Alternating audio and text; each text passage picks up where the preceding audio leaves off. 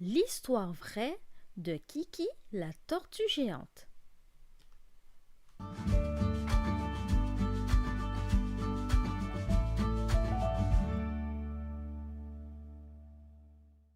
Oh, une tortue minuscule sort paisiblement de son œuf.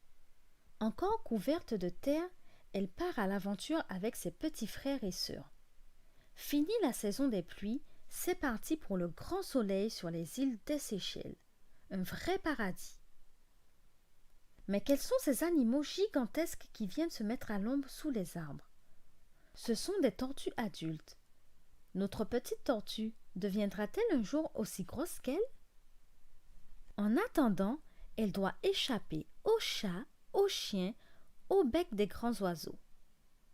Heureusement, elle grandit vite, car elle dévore tout ce qu'elle trouve, des feuilles, des branches et même des cactus couverts d'épines. Autrefois, les tortues géantes étaient nombreuses sur les îles des Seychelles. Elles se baladaient en grands groupes.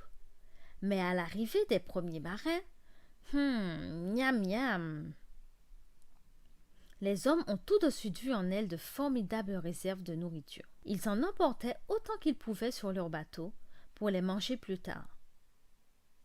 Et les tortues géantes ont bien failli disparaître. Notre tortue se promène seule, sans se hâter, quand tout à coup... Au secours! Que se passe-t-il? Un homme se penche sur elle et l'emporte. Que va-t-il lui faire? La manger?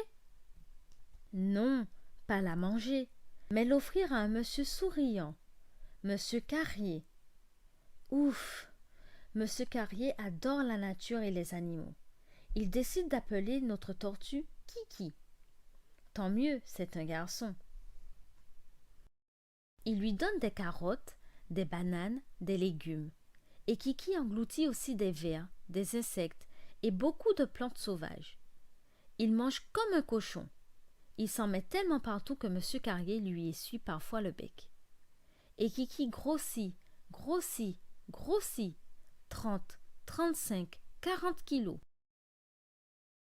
50, 55, 60 kilos. Plusieurs dizaines d'années ont passé.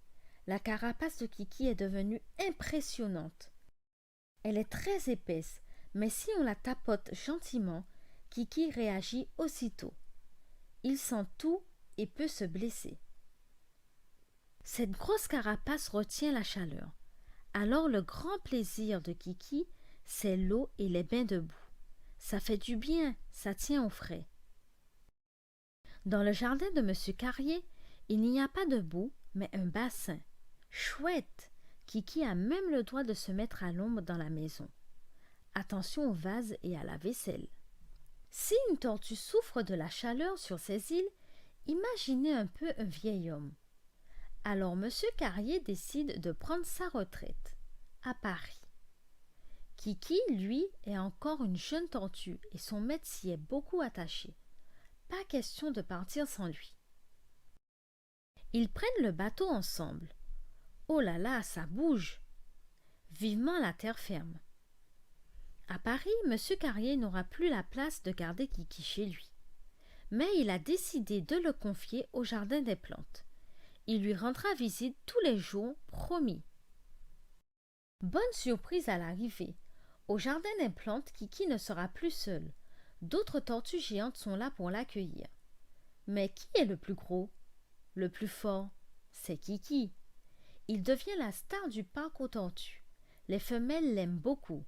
Kiki s'accouple avec elle en poussant des grognements incroyables. On l'entend dans tout le zoo. Les femelles pondront des œufs, mais aucun bébé n'en sortira. Dommage. Tous les jours, comme promis, monsieur Carrier rend visite à Kiki. Il est même souvent accompagné par un ami et son petit garçon. Au beau jour, Kiki déguste de la luzerne, des fleurs de pissenlit. Des goûts nouveaux dont il raffole. Dès qu'il se met à pleuvoir, il gratte et creuse la terre pour former une flaque de boue. En plein été, il a trop chaud, même ici. Pas d'ombre, et il n'a pas de chapeau.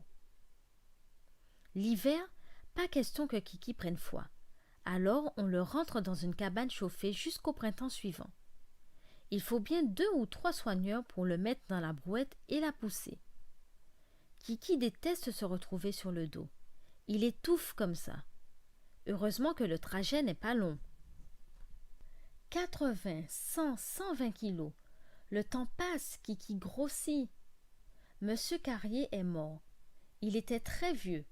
Mais son ami vient toujours voir Kiki avec son fils, qui est devenu un grand garçon à présent. Parfois, le jeune homme est accompagné de sa petite amie. Kiki en voit passer du monde.